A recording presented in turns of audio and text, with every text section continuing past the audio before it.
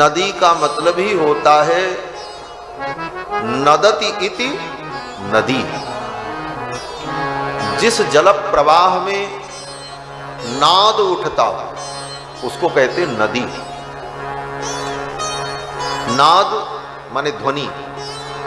जब जल बहता है तो हर हर हर हर घर घर घर घर सर सर सर सर घड़ घड़ घड़ घड़ अनेक प्रकार की जो आवाज होती है जल के प्रवाह में, क्योंकि प्रवाह इतना तेज रहता है तभी आवाज होती। धीरे धीरे बहे तो उसमें कोई आवाज नहीं होती।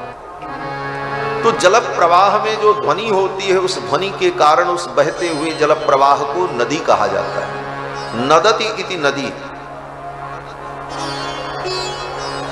तो दोनों नदियों के नाद को सुनकर राम जी ने पूछा, विश्वामित्र जी ने परिचय दिया।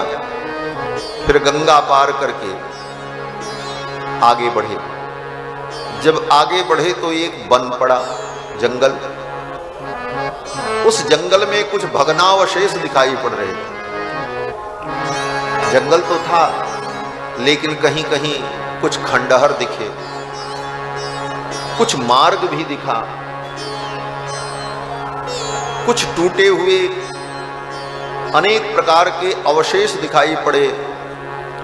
तो राम जी ने पूछा, गुरुदेव ये बड़ा विचित्र वन है, लगता है यहां पर पहले कोई नगर था। इस वन का क्या नाम है? तो विश्वामित्र जी ने कहा, राम मलदाश्च करूषाश्च देव निर्माण निर्मितौ। मलद और करूष नाम के दो महान जनपद देवताओं के द्वारा निर्मित थे। देवताओं ने इस नगर को सजाया था। देवताओं ने आकर के धरती पर इस नगर को क्यों सजाया? तो कहते हैं, पुरा वृत्रवधे राम मलेन समभिप्लुतम क्षुधा चैव सहस्राक्षम ब्रह्महत्या समाविशत। जब इंद्र ने वृत्रासुर का वध किया तो वृत्रासुर के वध करने पर इंद्र को ब्रह्महत्या लग गई। ब्रह्महत्या महापाप। इंद्र ने वृत्रासुर का वध किया, इंद्र को ब्रह्महत्या लग गई और उसके परिणाम स्वरूप इंद्र का पूरा शरीर काला पड़ गया। ब्रह्महत्या के मल से, उस पाप से देवराज इंद्र का संपूर्ण शरीर काला पड़ गया। उनके आभूषण, उनके वस्त्र जो थे वो सब मलिन हो गए। उनके अंदर जो तेज था वह तेज तिरोहित हो गया। तब सभी देवताओं ने कहा, इनमें जो ब्रह्महत्या लगी है उस ब्रह्महत्या का विमोचन किया जाए। तमिंद्रम मलिनम देवा ऋषयश्च तपोधनाः। ऋषियों ने और देवताओं ने इंद्र को लाकर यहीं पर मंत्र पढ़ करके कलश के जल से स्नान कराया, अभिषेक किया। कलशै स्नापयामासुर्मलं चास्य प्रमोचयन्। यहीं पर लाकर के इंद्र का अभिषेक करके ऋषियों ने और देवताओं ने उनकी ब्रह्महत्या को धुला। ब्रह्महत्या धुल गई। इंद्र जो है अपने दिव्य रूप को प्राप्त हो गए। तो इंद्र को बड़ी प्रसन्नता हुई। इंद्र ने कहा, यह बड़ा समृद्धशाली नगर होगा और इसका नाम मलद और करूष होगा। तो मलद और करूष नाम के ये जनपद, देवताओं ने उस जनपद को सुंदर सजाया था, लेकिन यहां पर ताड़का नाम की एक यक्षिणी आ गई और उस यक्षिणी ने, ताड़का ने यहां पर रहने वाले सभी लोगों को मार डाला। पूरा नगर समाप्त हो गया, सबको मार करके खा गई। अब इसी जंगल में वो स्वच्छंद होकर के रहती है और राम, इसी रास्ते से हमको तुमको चलना भी है। और वो कहीं से भी आ सकती है। इसलिए हे राम, ताटका नाम भद्रम ते भार्या सुंदस्य धीमतः। सुंद नाम के असुर की भार्या ताड़का यहां पर रहती है। मारीचो राक्षस पुत्रो यस्याः शक्र पराक्रमः। और उस ताड़का का जो पुत्र है उसका नाम मारीच है, जो इंद्र के समान बलवान है। इसलिए हे राम, सावधान हो जाओ। सेयं पंथानमावृत्य वसत्यत्यर्ध योजने। इसी रास्ते में 18 किलोमीटर के बीच में वो रहती है और वो कहीं से भी आ सकती है। भगवान श्री राम ने अपने धनुष पर प्रत्यंचा चढ़ा ली। विश्वामित्र जी ने कहा, राम अगर ताड़का आ जाए तो उसे मार देना, दया मत करना। नहीं ते स्त्री वध कृते घृणा कार्या नरोत्तम। हे नरोत्तम, हे पुरुषोत्तम, स्त्री समझ करके उसके ऊपर दया मत करना, घृणा मत करना। घृणा माने दया। घृणा का अर्थ होता है दया, लेकिन आजकल घृणा का अर्थ बदल गया है। लोग कहते हैं महाराज हमको इनसे घृणा हो, जुगुप्सा हो। शब्दों का भी बड़ा विज्ञान है। धीरे धीरे समय बीतने पर लाखों वर्षों में शब्द में अनेक परिवर्तन आ जाते हैं। शब्दों का अर्थ कहीं पर संकुचित हो जाता है, कहीं पर उन शब्दों का अर्थ विस्तृत भी हो जाता है। कभी कभी उन शब्दों के वर्णों में व्यत्यास भी हो जाता है, उल्टा भी हो जाता है, वर्ण विपर्य भी हो जाता है।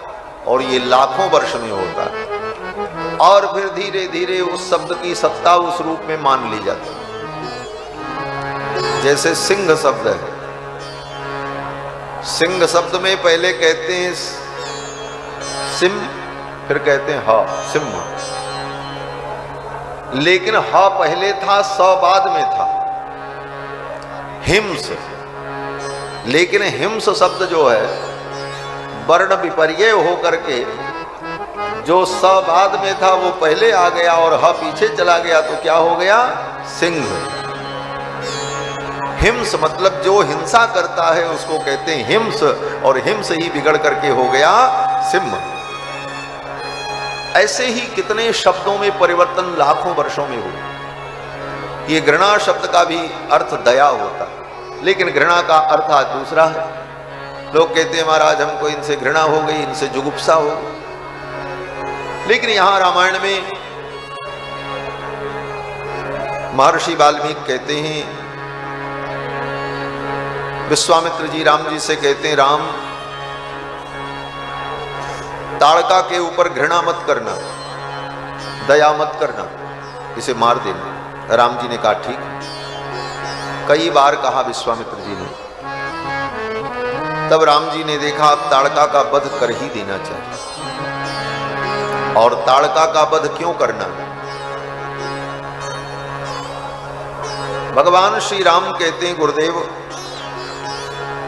आप जो कहेंगे वो मैं करूंगा।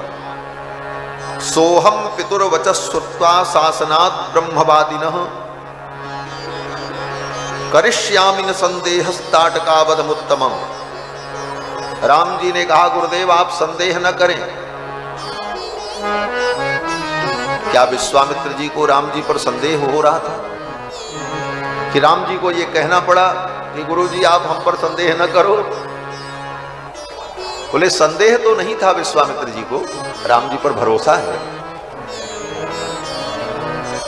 लेकिन विश्वामित्र जी ने सोचा राम मर्यादा पुरुषोत्तम है, कहीं ये मर्यादा के चक्कर में पड़ गए कि स्त्री के ऊपर हाथ कैसे उठाएं। यह न करें।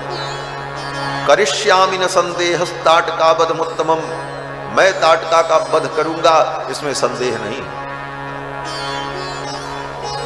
राम जी कहते हैं कि ताड़का को मैं इसलिए मारूंगा कि गऊ का, ब्राह्मण का और देश का हित हो। यही राम जी ने विश्वामित्र जी से कहा,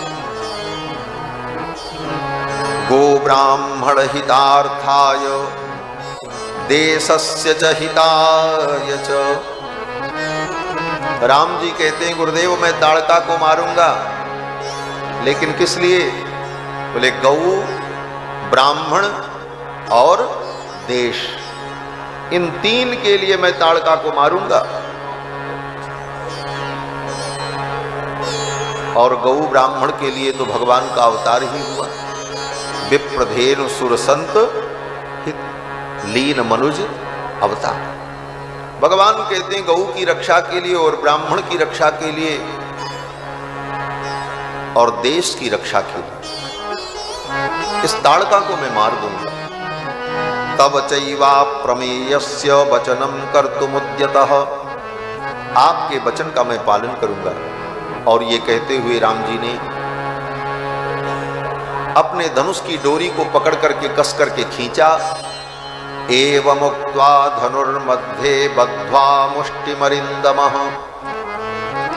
अरिन्दमः अपने शत्रुओं का दमन कर देने वाले शत्रु संहारक श्री राम जी ने धनुष की जिया को, उस धनुष की डोरी को पकड़ा और पकड़ करके ऐसे, और उस शब्द को सुनकर, राम जी के धनुष की टंकार को सुनकर के ताड़का दौड़ पड़ी। सो रही थी, उसकी नींद खुल गई। कौन आ गया मेरे जंगल में, और गर्जना करती हुई दौड़। जब दौड़ी ताड़का को आते हुए देखा, ताम दृष्ट्वा राघव क्रुद्धाम विकृताम विकृताननाम प्रमाणेनातिवृद्धाम च लक्ष्मणम सोऽभ्यभाषत। बड़ी विकराल थी महाराज, और क्रोध में तमतमाती हुई आ रही थी। विकृताम विकृताननाम, और उसका मुख भी बड़ा भयानक। विकृत आननाम, पकौड़ा जैसी नाक, उल्लू जैसी आंख। अब वो समझ लो कैसी भयानक रही हो। ताड़का जब आई तो राम जी ने कहा, पश्य लक्ष्मण यक्षिण्या भैरवम दारुणम बपुः। हे लक्ष्मण देखो देखो, कैसा भयानक रूप है इस यक्षिणी का। भृत्येरन दर्शनादस्याभीरूणाम हृदयानि च। इसका स्वरूप इतना भयानक है कि कमजोर दिल का आदमी हो तो उसका हार्ट फेल हो जाए। राम जी कहते हैं लक्ष्मण, जो भीरू लोग होंगे, डरपोक लोग होंगे, जिनको डरपोक कहा जाता है, ऐसे भीरू लोगों के हृदय को विदीर्ण कर देने वाला इसका भयानक रूप। अब तो राम जी लक्ष्मण जी से बातें कर रहे हैं। कहते हैं, एताम पश्य दुराधर्षाम माया बल समन्विताम। उसी समय लक्ष्मण जी ने कहा, रघुनंदन आपकी अनुमति मिल जाए तो मैं इसका नाक कान काट लूं। भगवान श्री राम ने कहा ठीक है। लक्ष्मण जी ने बाण मारा, ताड़का का नाक कान उड़ गया एक ही बार में। लक्ष्मण जी ने बाण मारे, जाकर के बाण लगा, एक साथ 3 बाण मार दिए, नाक भी कट गई, कान भी कट गया। अब तो भैरव नाद करती हुई, गर्जना करती हुई ताड़का दौड़ी। जब दौड़ी तो विश्वामित्र जी को लगा कि ये तो बड़ी भयानक है, कहीं राम लक्ष्मण का अनिष्ट न कर दे। तो विश्वामित्रस्तु ब्रह्मर्षिर हुंकारेणाभिवर्ष्यताम। विश्वामित्र जी ने हुंकार किया और कहा, तिष्ठ तिष्ठ। रुक गई वहीं पर, एक कदम आगे नहीं बढ़ पाई। विश्वामित्र जी के तपोबल के कारण, उनकी वाणी के प्रभाव के कारण वो वहीं स्तब्ध हो गई, रुक गई। राम लक्ष्मण को हृदय से लगाकर विश्वामित्र जी ने सिर पर हाथ रखा और कहा कि स्वस्ति राघवयोरस्तु जयम चैवाभ्यभाषत। हे राम, हे लक्ष्मण, स्वस्ति, तुम्हारा कल्याण हो। जयम चैवाभ्यभाषत, हे राम, तुम्हारी विजय हो। ये आशीर्वाद जब विश्वामित्र जी ने राम लक्ष्मण को दे दिया, भगवान श्री राम ने कहा, गुरुदेव, अब मैं इस ताड़का को मार दूंगा। तब तक ताड़का ने क्या किया? बोले, रजो मेघे न महता मुहूर्तम स्याप्यमोहयत। ताड़का ने ऐसी माया की कि चारों तरफ धूल उड़ने लगी, दिखना ही बंद हो गया। फिर ताड़का ने ततो मायाम समास्थाय शिलावर्षेण राघव। भगवान ने उस माया को जब दूर किया, तब ताड़का ने क्या किया? बोले, अपनी माया के द्वारा पत्थर की वर्षा करने लगे। आकाश से बड़े बड़े पत्थर गिरने लगे महाराज। शिलावर्षम महत्तस्याः सरवर्षेण राघव। भगवान श्री राम ने अपने बाणों के द्वारा ताड़का की माया से जो पत्थर की वर्षा की जा रही थी, उस वर्षा को अपने बाणों की वर्षा से शांत कर दिया। उधर से पत्थर गिर रहा है, तब तक राम जी का बाण जाकर के उस पत्थर में लगता और एक ही बाण से वो पत्थर टुकड़े टुकड़े नहीं होता। आकाश में ही भगवान अपने बाण के द्वारा उन पत्थरों को पाउडर बना देते थे महाराज। ऐसा मारे कि वो महाराज चूर चूर होकर के धूल बन जाता और वायु देवता के प्रभाव से वो धूल यत्र तत्र बिखर जाती, एक भी पत्थर नीचे नहीं आया। ताड़का की माया के द्वारा पत्थरों की जो वर्षा हो रही थी, राम जी ने अपने बाणों से उसे नष्ट किया। फिर तो भगवान श्री राम ने अपने धनुष पर बाण चढ़ाया और ताड़का को मारने का संकल्प किया और एक ही बाण में भगवान ने ताड़का को समाप्त कर दिया। एक ही बाण प्राण हर लेना। एक ही बाण में राम जी ने ताड़का का वध कर दिया। जब ताड़का गिरी धड़ाम से, उसी समय देवताओं ने कहा, साधु साधु, बड़ा सुंदर कार्य हुआ। साधु साध्वीति काकुत्स्थम सुराश्चाप्यभिपूजयन् उवाच परम प्रीत सहस्राक्ष पुरंदरः। उसी समय पुरंदर इंद्र आए।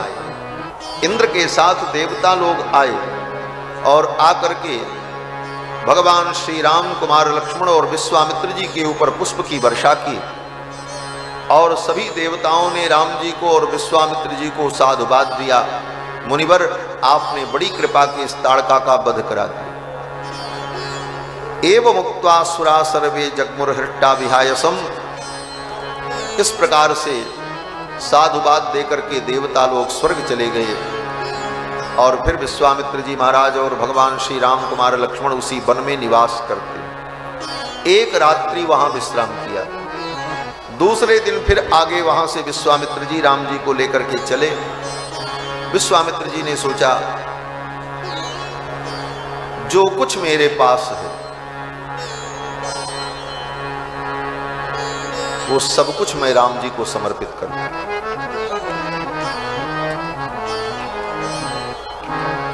मेरा सब कुछ राम जी को, मैं भी राम जी को। और विश्वामित्र जी ने समस्त अस्त्र शस्त्र, जो विद्याएं विश्वामित्र जी ने अपनी तपस्या से अर्जित की थी, वो समस्त विद्याओं को विश्वामित्र जी ने राम जी को दे दी।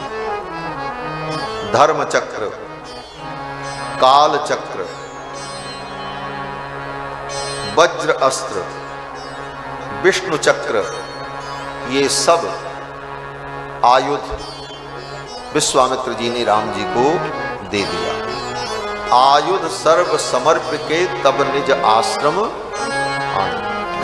आयुध सर्व समर्पिके प्रभु निज आश्रम आने। आयुध सर्व समर्पिके प्रभु निज आश्रम आने। कंद मूल फल भोजन दीन भगत हित जान। कंद मूल फल भोजन दीन भगत हित जानी। दीन भगत हित जानी। दीन भगत हित जानी। आयुध सारी विद्याएं राम जी को सौंप दिया और फिर आश्रम में आए। आश्रम में पहुंच करके विश्वामित्र जी ने कहा, राम तदाश्रम पदम तात तवाप्ते तत् यथा मम। हे राम, ये तुम्हारा ही आश्रम है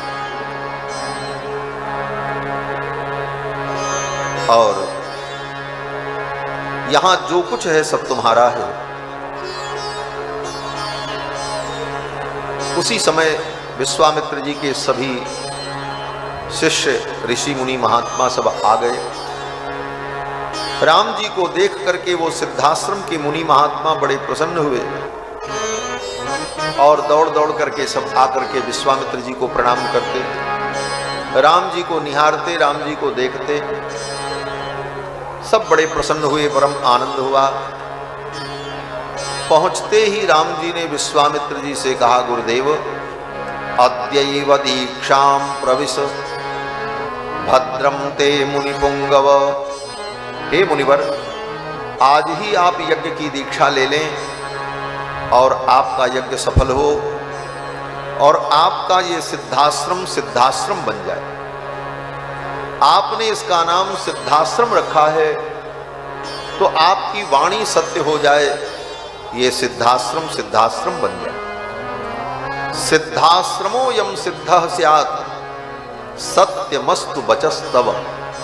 हे मुनिवर, आपका वचन सत्य हो, ये आश्रम सिद्धाश्रम हो जाए और मैं आपके यज्ञ की रक्षा करूंगा। फिर तो विश्वामित्र जी महाराज ने यज्ञ मंडप में प्रवेश किया। प्रभात काले चोत्थाय पूर्वां संध्यामुपास्य च। प्रातः काल उठकर प्रातः संध्या करके प्रसुचि परमं जाप्यम समाप्य नियमेन च। जो नित्य नियम था उस नित्य नियम को पूर्ण करके भूताग्निहोत्रमासीनम विश्वामित्रममन्दताम्। विश्वामित्र जी अग्निहोत्रादि कर्म से निवृत्त हो गए थे। राम जी ने कहा, अब आप यज्ञ मंडप में प्रवेश करें। विश्वामित्र जी ने अपनी मुनि मंडली के साथ यज्ञ मंडप में प्रवेश किया और वैदिक मंत्रोच्चार के मध्य में यज्ञ प्रारंभ। विश्वामित्र जी ने दीक्षा ग्रहण की। दीक्षां गतो ह्येष मुनिमौर्यत्व च गमिष्यति। दीक्षा लेने के बाद यज्ञ में जो दीक्षित होता है उसे मौन धारण करना पड़ता है। विश्वामित्र जी मौन धारण कर लेंगे।